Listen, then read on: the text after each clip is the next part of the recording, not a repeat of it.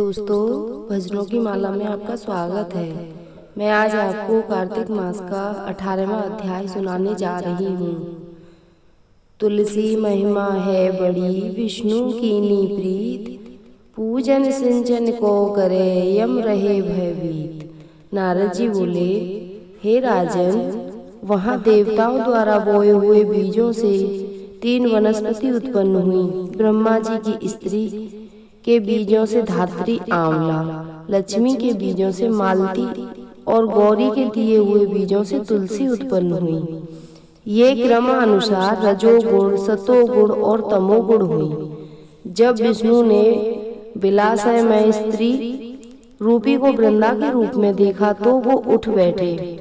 कामातुर विष्णु ने उन्हें प्रीति पूर्वक देखा और तुलसी तथा धात्री ने विष्णु की ओर प्रेम से देखा। जो बीज लक्ष्मी ने ईर्ष्या करके दिया था, उससे उत्पन्न हुई स्त्री लक्ष्मी ने ईर्ष्या करने लगी। अतः उसका अति निंदित नाम बर्बरी रखा। धात्री और तुलसी विष्णु को प्रीति देने के कारण प्रीति बढ़ाने वाली हुई। जब विष्णु भगवान उसको भूल गए, तब देवताओं ने उन्हें नमस्कार किया। देवों द्वारा स्तुति करने पर विष्णु उन दोनों को संग लेकर बैकुंठ को गए। इसी से कार्तिक में उद्यापन तुलसी के वृक्ष के पास विष्णु का पूजन होता है और वह विष्णु की प्रीति बढ़ाने वाली है। तुलसी वन तीर्थ सब पापों को हरने वाला और कामों को देने वाला है। जो कोई इसको घर में लगाते हैं, यहाँ यमदूत नहीं आते। नर्मदा का दर्शन, गंगा स्नान और तुलसी वन का संग, ये तीनों समान हैं। तुलसी के लगाने, पालने, पानी देने से, दर्शन और स्पर्श से मनुष्य की वाणी, मन और शरीर में हुए पापों का शमन होता है। जो तुलसी की मंजरियों से विष्णु और शिव का पूजन करते हैं, वे गर्भ में नहीं आते हैं। निसंदेह वह मुक्ति को पा जाते हैं। पुष्कर जैसे तीर्थ, गंगा जैसी नदी, वासुदेव जैसे देवता, ये सब तुलसी में रहते हैं। तुलसी की रज लगकर प्राणों को छोड़ने वाले सैकड़ों पाप से युक्त होने पर भी यमराज उनको नहीं देख सकता। तुलसी लकड़ी के चंदन के धारण करने वाले के शरीर को भी पाप स्पर्श नहीं करता।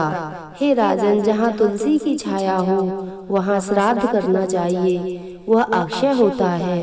हे नृपोत्तम, आंवले की छाया में पिंड दान करता है, उनके नरक में पड़े पितर भी तृप्त हो जाते हैं। हे राजन, माथे में, मुख में, देह में जो आंवले को धारण करता है, वह स्वयं ही हरि जानना चाहिए।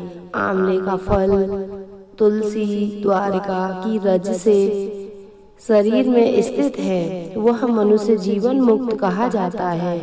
आंवले तथा तुलसी दल मिले जल में जब स्नान करता है, उसको गंगा का फल मिलता है। जो मनुष्य आंवले के पत्तों और फलों से विष्णु का पूजन करता है, उसे सुवर्ण और मोती से पूजने वाला कोई फल नहीं मिलता। तीर्थ मुनि देवता यज्ञ कार्तिक के महीने में तुला के सूर्य में आंवले के वृक्ष में रहते हैं। जो मनुष्य द्वादशी को तुलसी और कार्तिक में आंवले को तोड़ता है, वह निंदनीय नरक प्राप्त करता है। कार्तिक मास में आंवले की छाया में बैठकर अन्न भोजन करता है, उसका 1 वर्ष का पाप नष्ट हो जाता है तथा पूजन करना जीवन को सुखी बनाता है। विष्णु की महिमा की धात्री तुलसी के महात्मन को चतुर्मुख ब्रह्मा भी नहीं कह सकते। धात्री और तुलसी के जन्म की कथा को भक्ति से सुनने और सुनाने वह निष्पाप हो अपने पुरखों समेत विमान में बैठकर स्वर्ग को चला जाता है।